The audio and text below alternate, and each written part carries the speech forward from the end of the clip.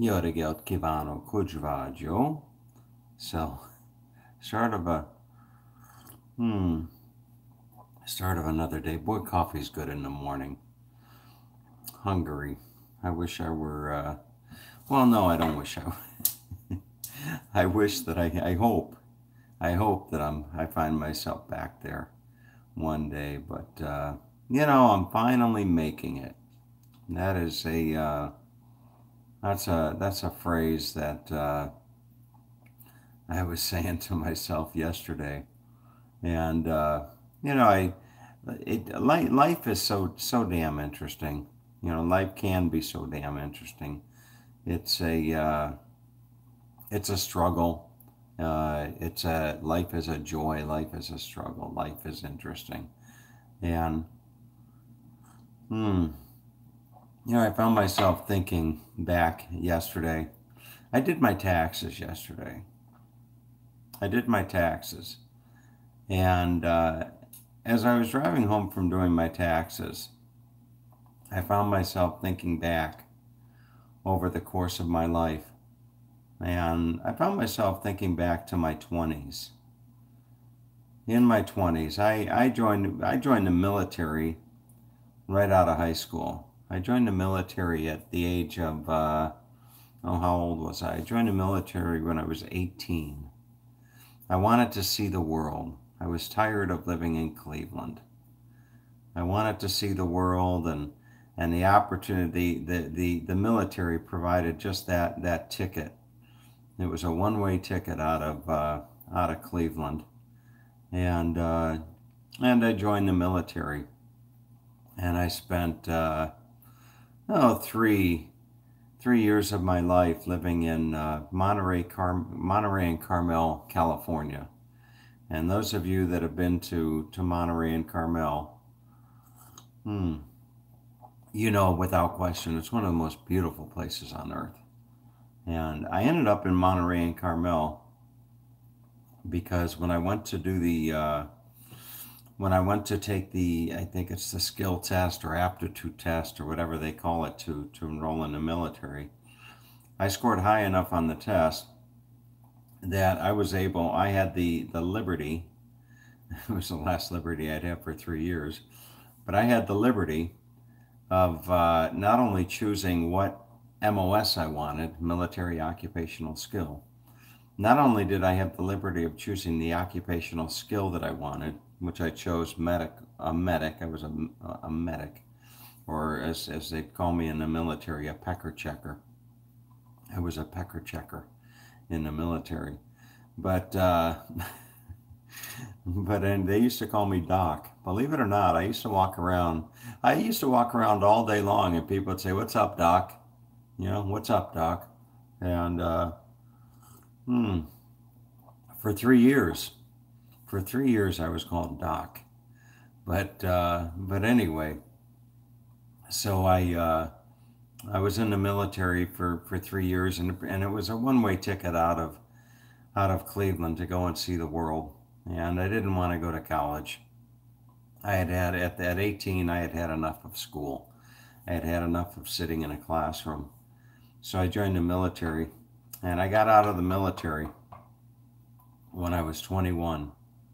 And I basically life gave me two choices at that time: go back to Cleveland, or I had found out that I had this uncle that I never knew about.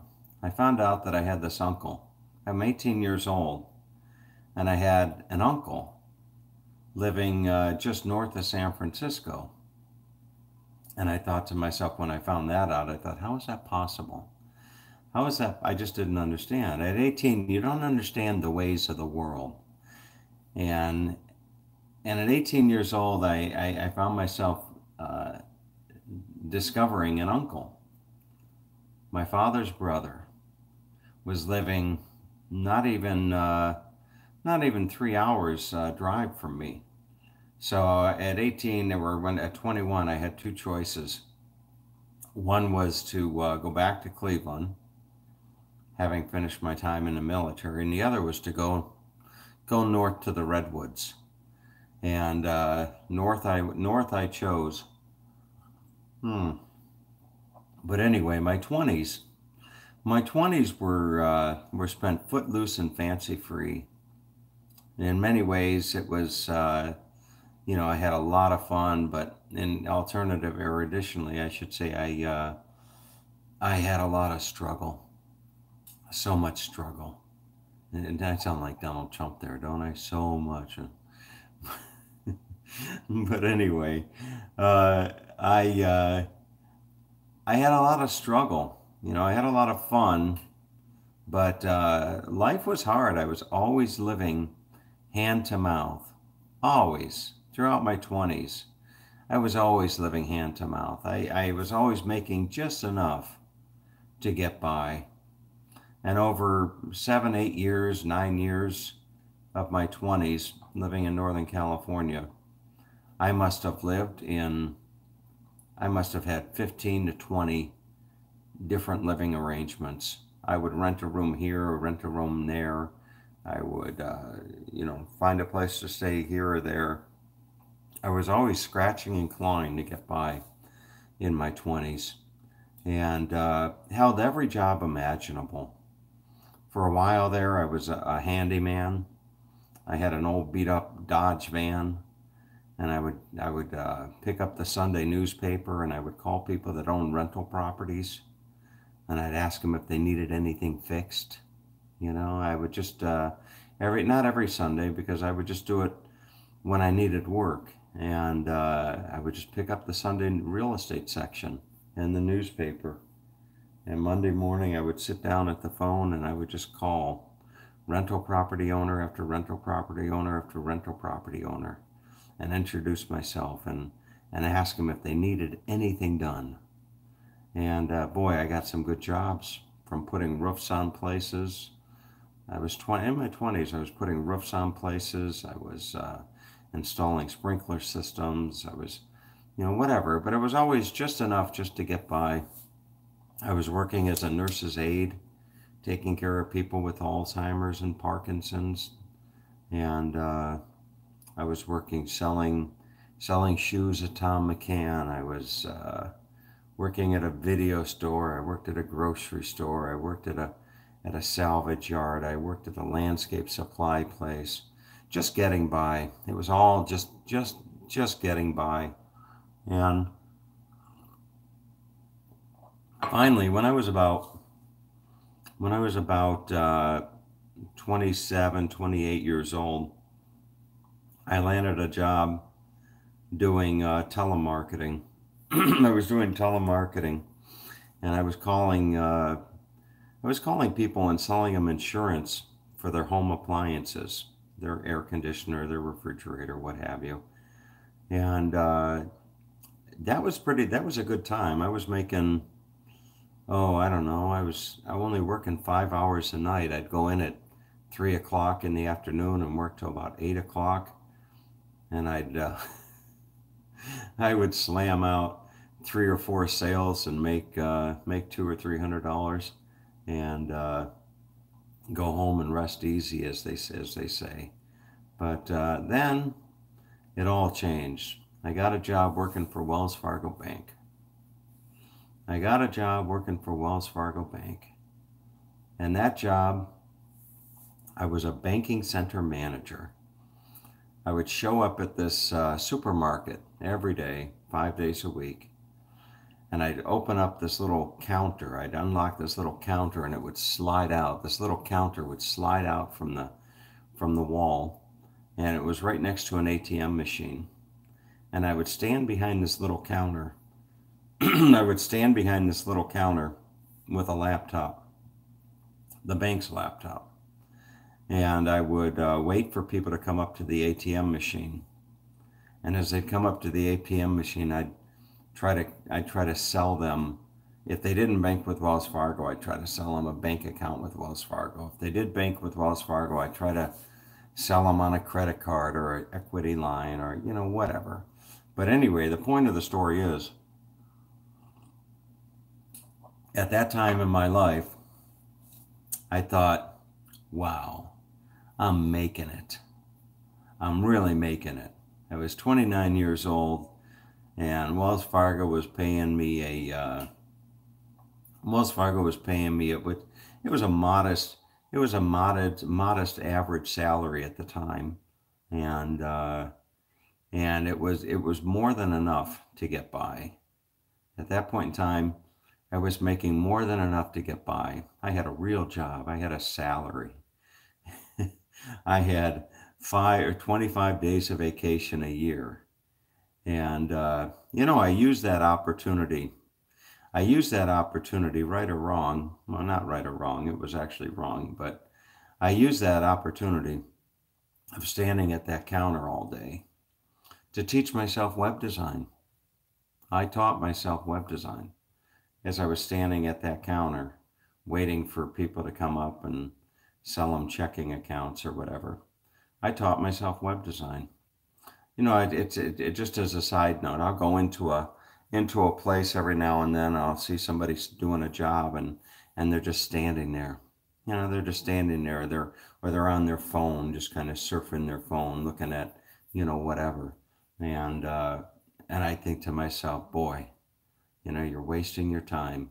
You're wasting your time. But anyway, so at that point in time, I was about 29 years old, and I thought to myself, I'm making it. Finally, I'm making it.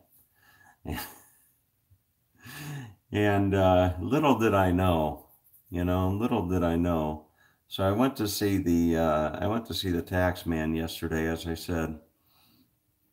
And you're always curious, when you're self-employed, well, regardless self-employed or not, but when you do your taxes, you're always curious, am I going to get money back, or am I going to have to pay money? Get money back or pay money? Well, yesterday I went to see the tax person, and the amount of the return, the amount of the get money back exceeded what I was making back for Wells Fargo Bank as a salary back then. It's just the contrast, the fact that, here I am some 20 years later, and my tax return is more than the amount of the salary that I was getting for Wells Fargo Bank. It goes to blow the mind. It blows my mind. The thing, and it's not as much of a return. Like I was telling, I think it was my mother yesterday. I overpaid. I overpaid in my income taxes, and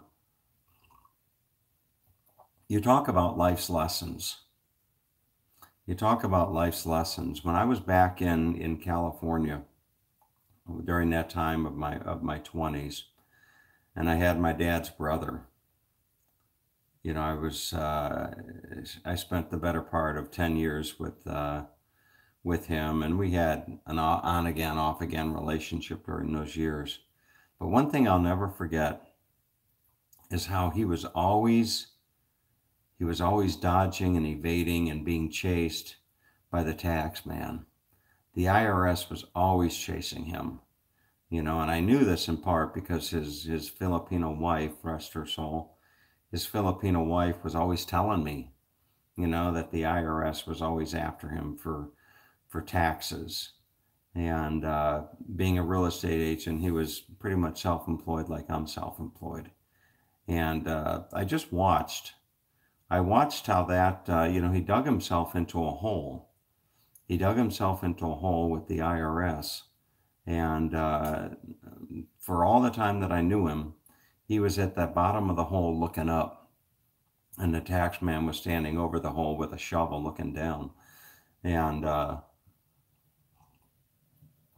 never forgot that.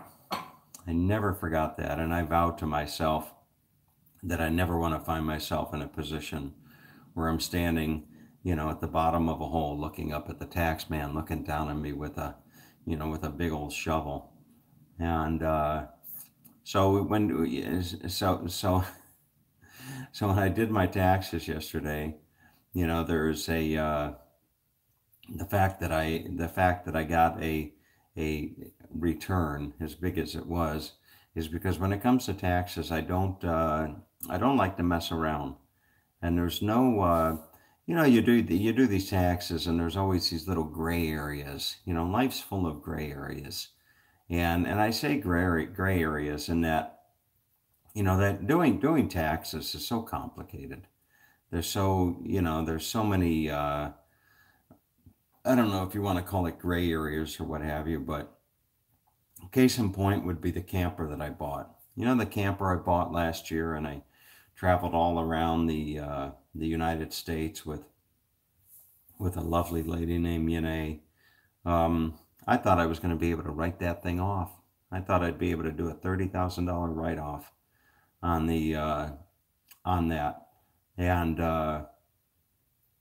fact of the matter is that I really can't, because you have to, as it was explained to me, if a travel trailer or an RV is used at all for personal use, then you can't write it off as a business expense.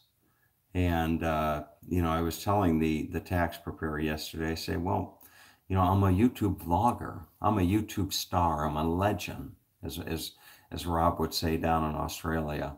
I'm a legend on YouTube, and my whole life is my business. That's what I do. I open up my business to people. I upload videos, I monetize. Google sends me a check every month. So my life, I can write off my entire life. I buy a camper, I go traveling around the world, the country with a beautiful Venezuelan woman, and I can write that off. Well, not really. So the reality is, I can't write that camper off. But the way that the tax laws were rewritten for this year, you can't.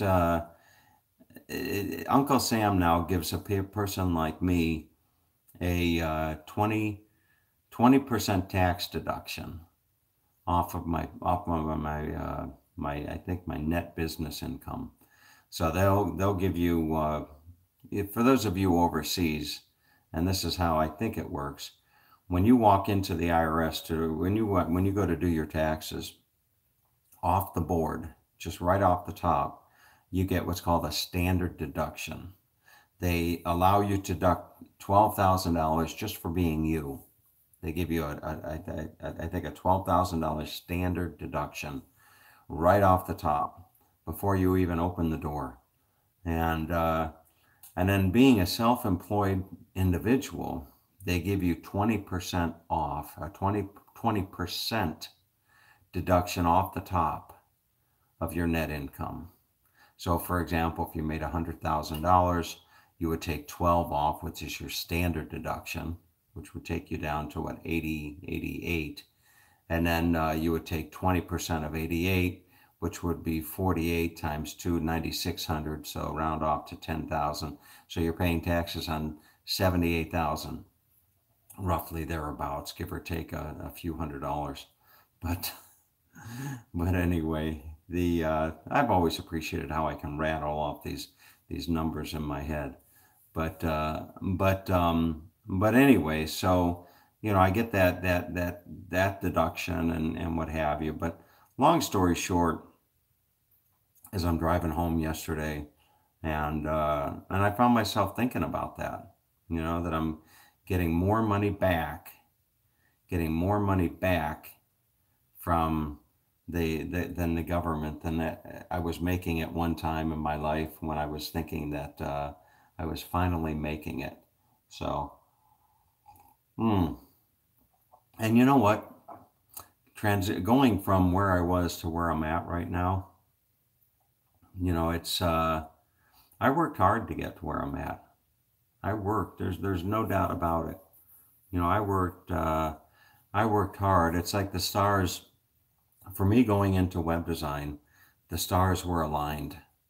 It was just I just was in the right place at the right time when it came to life and the internet. You know, you look back over the course of my life, and the internet was just coming into play, right at about the time when I started learning it, and made a ton of sacrifice, a lot of hard work to transition or to get from there to here. But you know, but that being said, it wasn't all hard work. It was a lot of, you know, a lot of the reason I'm at where I'm at right now. It's because of the people that have come into my life. Certain people have come into my life that have been just instrumental uh, in helping me get to uh, to where I'm at right now. Both people that you know, came into my life, and you know, like the wealthy dentist guy, you know, that showed me the business model. The owner of a certified transmission who believed in me and gave me the reins to his 100 million plus a year company and their web presence, and you know, different people that have come into my life as far as educators and what have you. So it hasn't been all it hasn't been all hard work. A lot of it has been you know, what I would call God's favor, so to speak. But anyway, so those are the thoughts on my mind. I know those of you out there, some of you out there, you know, for whatever reason, are interested in the life of Tom, and hmm, I gotta tell you that I've been overwhelmed lately. I haven't been in the mood to do videos, not because I'm in a bad mood, mind you. My mind is just preoccupied. My mind is just preoccupied with work, and it's all good. I mean, the work is knock on wood. You know, the work is just pouring in. Uh, Interestingly enough, and I'm doing my best to work as efficiently as I can with what I have. So anyway, that's the update for the day. Today is Tuesday, and tomorrow I'm going to go see. I think tomorrow I'm going to go see Skipper Smith. Skipper Smith told me that he said I can't come. He said I can't come and visit, but the boss of the house. The boss of the house is Sue, his wife, his beautiful, beautiful wife. And she said that I can come. And you know what? I know who wears the pants in that family and who wears the skirt. So, so Sue wears the pants in that family, and Sue said that I can come and visit. So I'm going to go see Skipper Smith tomorrow, and spend a night or two with Skipper Smith and his dog. Right now, I can hear Skipper Smith saying, "It's not my dog," but anyway. So with that, I'm going to end the day. I'll end it with a high hope here, and the high hope, maybe appropriately so, is titled "Be Thankful." Be thankful. We should be grateful for so many things, yet often we take them for granted. Create a routine of thanking people. Write to them personally, especially letters. Let them know your true feelings. It will bring deep satisfaction. And a quote from today is, "Gratitude bestows reverence, changing forever how we experience life and the world." Gratitude bestows reverence, changing forever how we experience life in the world, and that comes from John Milton. But anyway, you know, as I was reading that, my mind was recalling that there was another thought that I wanted to share before closing, and that was this. You know, as life goes along, there are things that you don't really quite understand when they happen, but then in due time, you know, the ways of life tends to reveal itself. And when I was back in California, and I met and I met this uncle that I never knew existed. I met this uncle that I never knew existed. And at 18 or 19 years old, I thought, how is it possible that I could be living 2 or 3 hours away from an uncle, and an uncle that I never knew existed? I just, at 18 or 19 years old, I couldn't wrap my head around that. I just couldn't figure out how that would be possible that I could be living in Monterey, California, 3 hours south of a town called Santa Rosa, California, and that I had an uncle there. It just, I couldn't understand it.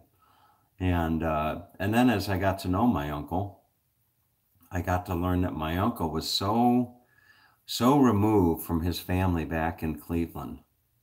He was so removed. He had sisters back in Cleveland. He had, he had my dad, which was a brother back in Cleveland, but very little communication with them. It wasn't until later in life, when he was in his 70s or something, that, he was he was reaching out more to that family. But anyway, so now here I find myself being 50, 50, 50, what am I guess I'm in the autumn of my life. Is that right? Maybe. Yeah, I think I'm in the autumn of my life. If you look at life as seasonal changes, I'd be in the autumn of my life. Here I am in the autumn of my life, or maybe late spring. No, I don't know. Anyway, maybe late summer. I don't know. But anyway, uh, here I am in my life. I'm 50, 55 going on 56, I think. And I can very easily see where I would have I could very easily see where I would have a niece or a nephew show up on my door one day saying, "Hi, Uncle Tom. I'm, I'm Stephen's son, or Betty's daughter, or something like that. I'm your niece, I'm your nephew," or something that I never knew about. So, now I could see, because I've got siblings that, I've got 9 siblings, and the majority of which I have little or no communication with whatsoever. So it really wouldn't come as a surprise to me to get a knock on my door, or in the case of what my uncle did some years back, to get a phone call out of the blue with somebody introducing themselves to me as a niece or a nephew. But anyway, so that is those are the thoughts for the day today. I saw there were a couple comments here. Let's see if I thought I had turned the comments off on my video, but perhaps not. Who is it? Harry, good to hear from you, Tom. And somebody else wrote, what is the capital of Hungary? Starving. I don't. Oh, there you go. Hungary, starving. There you go. I get it. What is the capital of Hungary? Starving. I used to think that, Tom, my name is Stephen, but you are definitely not my son. Okay. All right. All right, Mojo Pin. So anyway, everybody out there, have a great day. Harry, I think that I don't know if you're back from Salzburg or not, but if you are, I hope you had a great trip. How can you not have a good trip in Salzburg? So take good care, everybody. Have a great